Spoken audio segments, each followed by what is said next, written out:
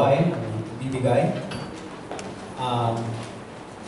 Most of the time po, pagka pumunta tayo sa church, lagi natin pinaghahanda ng Friday, isusuot natin, yung mensahe, yung pastor, naghahanda ng kanyang mensahe for the whole week.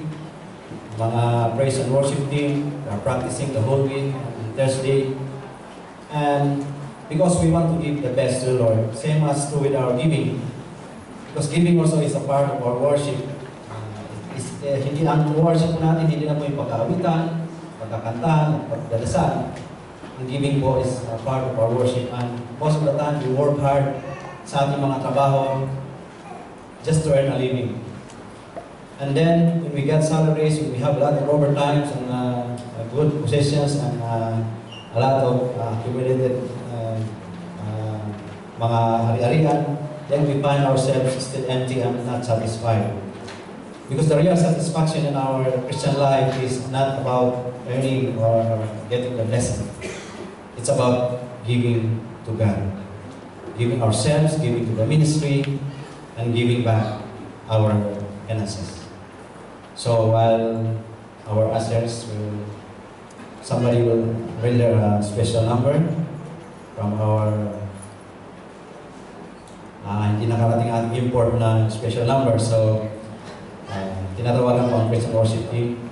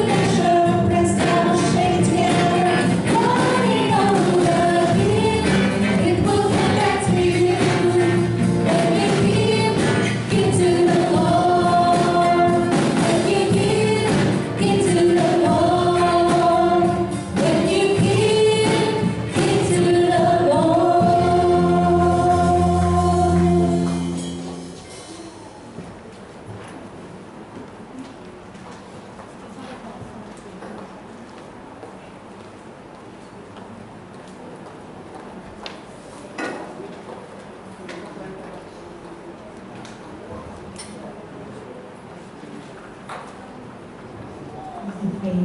Lord, thank you po sa mga nandito, Panginoon, na kaloob ng mga anak, Panginoon. Salamat po sa lahat ng trabaho pinagkaloob mo sa bawat isa, Lord. At dalangin po namin, Panginoon, sa lahat ng bigay, Panginoon, sa gawain. Patuloy na ipagkaloob mo pa po yung mga pangailangan nila. Hindi lamang po pinansyal, Panginoon, kundi ang kalakasan sa bawat isa po. Lord, dalangin din po namin sa oras na ito, kung sino man po, Panginoon, naman wala po trabaho, Panginoon, patuloy na ipagkaloob mo. Upang sa ganun, Panginoon, makapagpigilin kami, Panginoon, sa iyong gawain, Panginoon. Ang lahat ng ito, Panginoon, ang mga dinadikong namin, Panginoon, ay para lamang sa ikalago pa, Panginoon, ng gawain mo, hindi lamang po, Panginoon, dito sa ating inuman. Kaya Lord, sa iyo po namin tinataas ang pagbibigay sa tanging pangalan ng anak na si Jesus. Amen.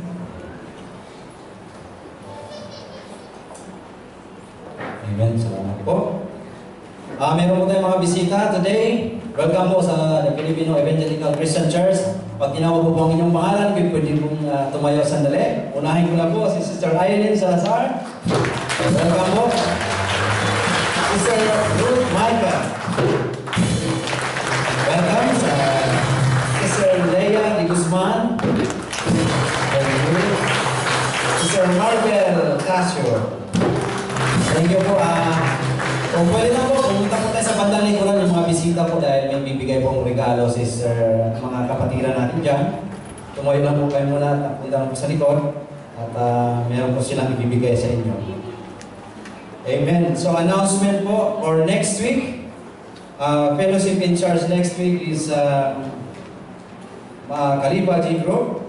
Ushering in charge, Kalipa G Group. Yung po mga in charge po sa ushering and fellowship ay kung pwede po pumunta pumaga sa preparations ng ating mga instrument. So gawin po natin regular to kung sino po ang na-assign na fellowship at ushering in charge na G Group. By that way ay tutulong po sa pag-prepare ng ating mga instrument paghapon po sa loob ng ating church para po mapaaga natin pag-prepare.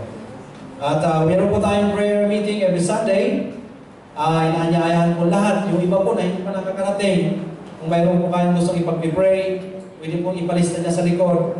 At umatin po kayo para makasama din po kayo sa pag-pray ng iba natin mga kapatiran na may mga prayer concern. So every Sunday, 7:30, ang ating pong presider ay Sister Rosary at ang devotion ay Sister si Brother Charles. So meron din po tayong mga G-groups, yung pong mga hindi pa nakaka-attend ng mga G-groups, umatin na po kayo kahit saan po kayong lupalog sa lane, kahit po malayo, sa disyerto, sa Suehan, o sa saan o saan man, aabutin po namin kayo. Kaya kahit nandun po kayo sa malayo, magpaabot na po ng pag-desire ng umatin ng mga G-groups. Maganda po ang ating growth pagka sa G-group tayo. So, andyan po ang Marcaria, Kalipa, Altoba, Jahili, at saka Suehan. So, meron po tayong annual planning conference next week na po. So, lahat po tayong miyembro ay inimbatahan umatin para po malalaman natin ang kalagayan ng ating church, ang ating mga plans for 2014, 2015, para maliwanagan po tayo bilang miyembro at kung anong po ang nangyayari sa ating church. So, lahat po tayo umatin after the worship service ay punta lang po tayo sa youth building sa likod at doon na rin po tayo mag-fellowship. So next, meron po tayong family outing in Alpeder sa Aspar Resort. Alam niyo po yung sa may Almasa Hotel, sa may Jimmy Mall, diretso lang po sa dulo at meron yung petrol station. Yun na po, yung roundabout na yung kanan lang, meron malaking mall sa tapat doon, Al-Safer Mall. Sa tapat ng Al-Safer Mall, yan po ang Aspar Resort. So, 5 to 9 p.m. Yung pong hindi nagbabayad pa, magbayad na po. Nagparistro po sa likod, nandun po Sister Josie. 20 dirhams po ang ating participation fee. Actually, po ang charge doon ay nasa 40 o 45. So, meron po ang participation ng members. So, 5 to 9 po ang ating swimming, banding, fellowship. Pagkatapos po, dahil may time limit na po, lilipat po tayo sa Wadi Park para sa magdamag nating fellowship. And meron po tayong water baptism, maybe pag naayos na po ang ating swimming pool, paghanda-handa lang po yung gusto magpapabaptize. And further announcement, Pastor?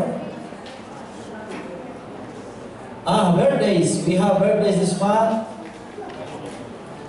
Si Kuya Willie. Happy birthday. Sister Maggie sa 22, Sister Julian, ewan ko kung nandito pa siya. Pauwi na next week. Sister Ellen, at Sister Shawi, talagang gira ang birthday nito. Pagka ito mag-birthday, talagang sarado ang tali pagpunta sa bahay nila, sarado yon. So, imbitado po kayo lahat sa birthday ni Sister Shawi. Okay po? Tayo po ay Praise the Lord. we would like to remind everyone na yung hindi pa po nakapag-sign ng membership, ano po, kasi next week will be our annual planning conference. It's very important that you sign and express your intention to be a member of the church before you can be considered as a member of the church. Some of us already attending the church for a year. No?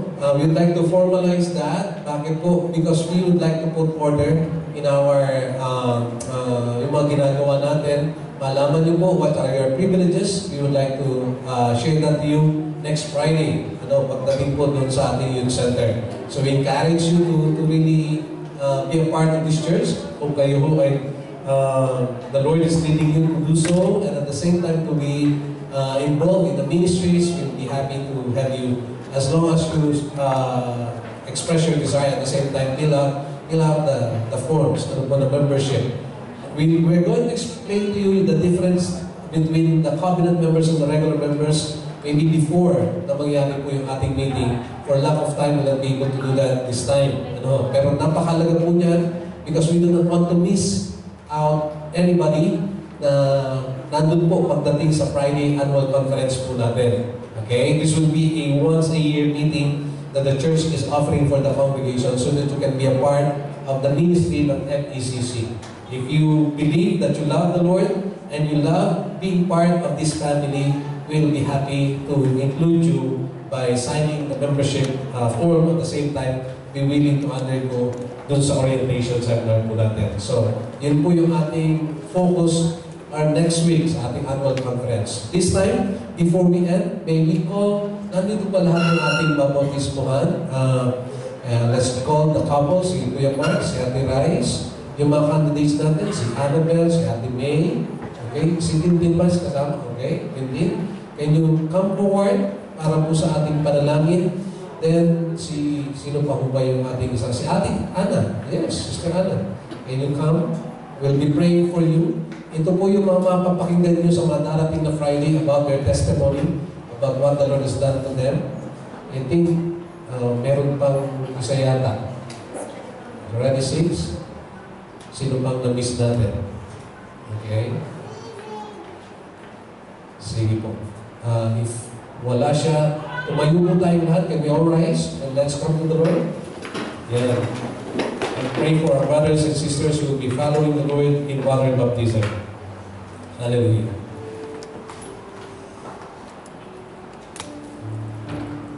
Father, we thank you that you have reminded us that our lives are living letters.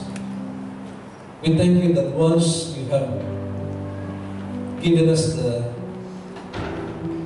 assurance that no matter what happens in our lives, we will be with you in your heaven. This gave us meaning and purpose of our existence, O God, in this world. And yet more than to what we can really do in this world, you have given us, O Lord, a lasting and eternal security that we will really be with you forever.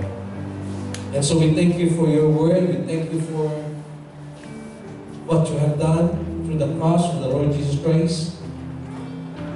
And now, as you have saved us, you've called us to be a witness in this world. Help us, O Lord, that our lives will indeed be in conformity with the message that you have given us. We know that these are privileges that you're only giving to those people who have surrendered their lives to you and accepted you as their personal Lord and Savior. So when we take this again as an honor to carry your name with us and through our lives. And so I pray right now, Lord, continue to empower us, enable us, that as we go to different places in our work, in the places that we're living, we ask that let Christ be seen in our lives. We thank you right now that before us, our brothers and sisters of the Lord would express their desire to follow you through the water baptism. Lord, as they declare this intention, their love to you, declaring to the public, to this world, shouting that you are the Lord of their lives. I pray, O God, that you will continue to secure them, protect them, Lord, and that you will spare them from the work of the enemy, that they will experience, O God, your hand be upon them, and blessing even the work of their hands, even the relationships that they have. Lord, you've started this good work in their lives, and we know that you will continue to finish this until such time that they will be with you. I pray in the name of the Lord Jesus Christ that you are going to continually prepare them, Lord, so that indeed that day that they will be baptized will be a meaningful one for them, and that we as a church will indeed be a family that will rejoice just as your angels in heavens are rejoicing, knowing, O God, that there are people who are coming to you once more, declaring their faith on you. And so, Father, in the name of the Lord Jesus Christ, once more, strengthen them, O God, and prepare them for another wonderful journey of a life with you as they follow you in that water baptism. Again, let them grow continually in that relationship, grow in the knowledge of your word, and allow the Holy Spirit to take control of their lives and you as the center of their lives. We thank you, Lord, for their lives once more, and as a family, we are receiving them to us in our meals right now and saying, God, we love these people. We love our brothers and sisters in Lord. Father, in the name of the Lord Jesus Christ, we commit to yourselves even the coming annual conference. We pray, Lord, that you're going to prepare us, and this will be a time for us to express our intention to be a part of this church. By being there, we ask, Lord, that it will be an exciting time for us, O God, to fellowship and at the same time know our privileges as members of Filipino Evangelical Christian Church. We thank you for this time. We ask, Lord, that you're going to prepare everything, given our agenda on that particular day. Even in our coming retreat, we pray, Lord, that this will be a time of bonding also, a time that we can enjoy the holiday together with one another. Lord, I pray, whoever among us right now was a special desire and request from you, that desire to really see your hand working in their lives, I pray, manifest your power to them, Lord. Provide their needs, and let your healing be upon them continually. Let them experience your touch. Most of all, let them experience your presence wherever they go, whatever they do. Again, we thank you for our time together, and we bring back all the praises, all the honor, and all the glory only to you who belongs these things. In the name of the Lord Jesus Christ, and all God's people say, Amen.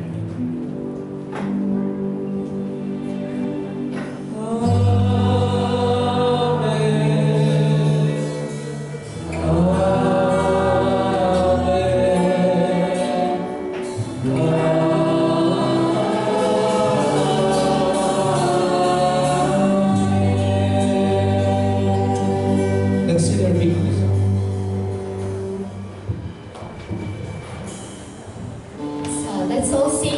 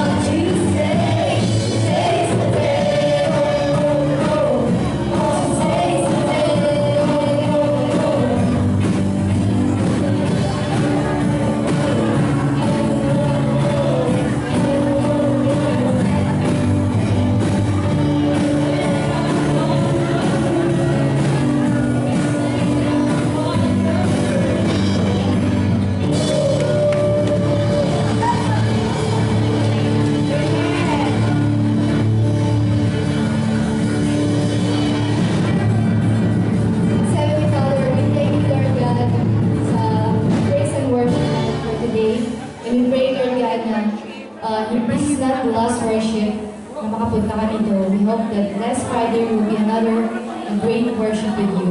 We ask this